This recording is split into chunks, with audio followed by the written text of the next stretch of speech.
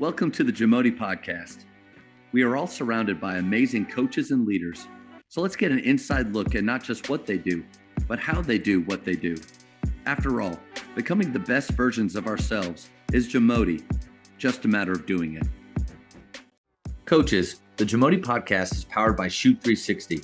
The future of basketball has arrived in Dallas-Fort Worth. Shoot 360 combines the latest sports technology with the fundamentals of basketball skill development. The result is a one-of-a-kind video game-like basketball program designed to improve your shooting, dribbling, and passing.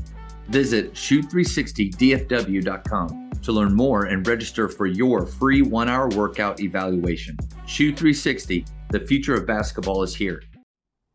That's a lot. I know. I'll let you kind of. Really good. And I took some notes, so I think I can go through it a little bit. But no, what you said about kids there at the end, I don't like it when I hear coaches or others say that kids have changed.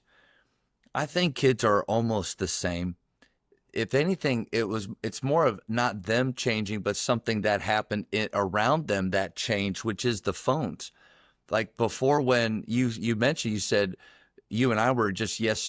What do you want me to do, Coach? Coach Bliss, you want me to run through that wall? Yes, sir. Like, I'll do my very, very best. But now the question is why? And if you can get angry at that question or figure out why are they asking that question, which is they have access to why anytime that they want. So why would a coach be any different? Why are you different from my phone? If I can ask my phone why can't I ask you why? So for coaches, I feel like today's player makes us better because we better know our why.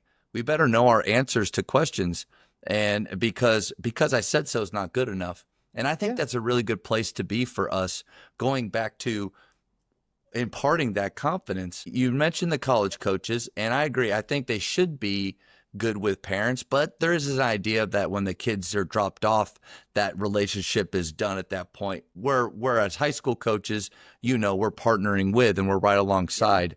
You nailed it with the communication piece, with honest communication, being truth tellers. Shawnee Harley was a Canadian women's coach for basketball for 20 years, and she has an organization now called Winning Matters, and she talks about choose your hard.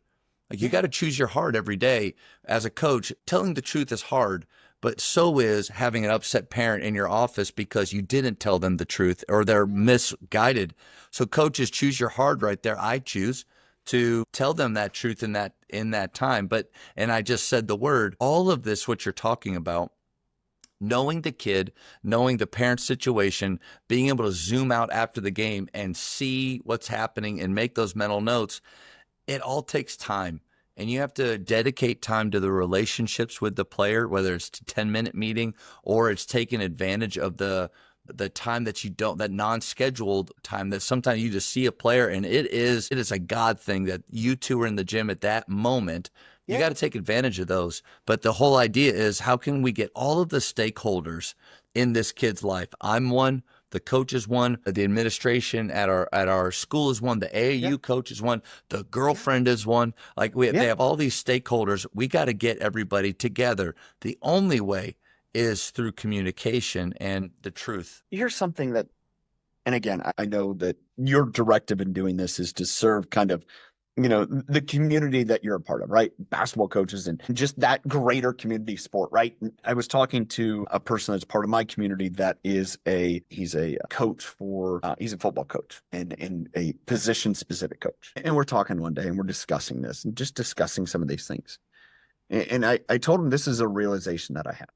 And I'm going to ask you the question first, and then I'm going to go into my realization, and then I'm going to follow up. It's, why do you coach where you coach? Okay, so stop and think about that. And this is what I told him. I said, there's a reason why a 42-year-old is coaching youth sports. It's because they realize they can make a tremendous impact on their life, or that's all the better they are. And that's a real sobering thought when you stop and think about it. There's a reason why. Because if you're 42 and you're exceptional at getting the most out of people, you have more job offers coming at you to coach the higher levels that you could possibly. If you're willing to take that sacrifice, whether to family, to time, and all those things, if you're pursuing, I want to be a coach, right? Doesn't matter the sport. I want to do this professionally. I'm aiming to do this professionally. And you're really good, then you're going to go to the highest levels of the sport. And if you're not, then you're going to be stuck constantly looking for a job. Now, that may be really painful for people to hear. Sorry, it is what it is. I am where I am. Well, I am where I am because of either the choices I've made or the choices that I've made. Am I willing to recognize my limitations? And if I'm not willing to recognize my limitations, why should that be someone else's problem? And so often we see this, and it comes back to the X's and O's and comes back to what's really more important. Is it more important to build a connection and get the most out of players and help them develop? Or do I need to go watch film and devise the most amazing game plan with all of the schematics and all of the timeout plays and all of the, you name it, and give it to a team? Because I can guarantee that if all things are held equal, talent is held equal, the coach that does the most to get players, to buy in, to believe, to give the effort, to know that their work is worth something, will always, always outperform the team that does not have any of that, but has the absolute best world-class X's and O's. Because if you don't have the confidence, you're never going to execute. You're never going to execute. But here's what's amazing there. Is it's real easy to say that and think about football and basketball and soccer and maybe even, lacrosse, go through all the sports. It's real easy to think about that. But what about the school you teach at? What about the office, the sales organization down the road? Are they thinking about that? Oh, we have to have the absolute best marketing plan and sales strategy in order to actually go to market. Really? How about your people? How about your people know their customers? How about your people know your customers' people? How about they be a part of the community and want to impact the community? How about all those things? Because I tend to believe if you focus on those things, you'll get more out of everyone, and the impact will be much higher than if you just have the perfect strategy, the perfect X and O. Again, that's a hard challenge for so many people, and it was a hard challenge for me because that means I had to address my insecurities. I had to own my fears and insecurities. Going back to that coach that doesn't want to have those hard conversations, right? Choose your heart, right? Why do they want to have those conversations? Because they don't want to face their insecurity. Oh, maybe I don't know how to deal with this. Maybe, I don't like having hard conversations because then I get put on the spot. Yep. Maybe, it's easier for me to just say, well, they're not good enough, as opposed to saying, well, this is why they're not good enough. It's easier to say, I didn't play the player during the game, because rather than go to their parent and say, hey, they didn't play because they aren't willing to give the effort. They didn't play because, you know what? Hey, I didn't want to set them up to fail because I understood them playing and failing was going to ruin their confidence more than me, sitting them on the bench and saying, hey, the matchup wasn't right. Right? It's being willing to be honest with the player and say that. You probably had times where you didn't play as much in college because you're like, dude, the matchup's you're gonna get eaten alive. As opposed to that way. Well, I mean, but those are the coaches that are willing to have those conversations and to have those in fairness. Here's the thing, everyone knows. There's no game that you walked into that your teammates didn't know what you could and couldn't do. Yeah. There was never a game where you walked into, playing against Texas or Kansas or whoever it may be, and they're like, hey, you think you can take Kirk Heinrichs? You think you can take him? You think you can absolutely just own him tonight? They were like, yeah, you can hold your own, but you know what? He's going to get plenty of his because that's what he is. There was no secret there. Right? And what's amazing there is you don't have to be that old to know that. And coming back to the phones and the digital media and all that stuff, 12-year-olds, no, they know what other people can do. They know what their kids are, do. They know what that player at whatever high school can do. And there's ones that are all social media show. And then there's ones like, no, he's a baller. And they know. So if as parents and coaches we're unwilling to honestly address it, then shame on us, because we're the ones that are hiding from the reality, not everyone else. They get it. But what can you do in spite of that? Yeah. Hey, Matt, guess what? This is what we're going to do.